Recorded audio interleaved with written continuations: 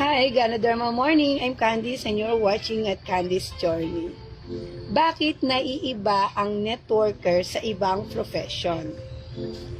Dahil ang networker ay may pundasyon sa relasyon. No?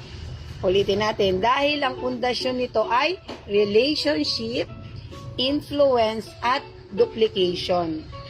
Hindi lang simpleng trabaho kapalit ng sahod. Narito ang malinaw na pagkakaiba. Number 1, relationship-based, hindi position-based. Sa karamihan ng profession, gaya ng teacher, nurse, empleyado, sa opisina, may malinaw na posisyon at sweldo. Ang networker ay kumikita base sa relasyon at tiwala na nabubuo niya sa tao. Hindi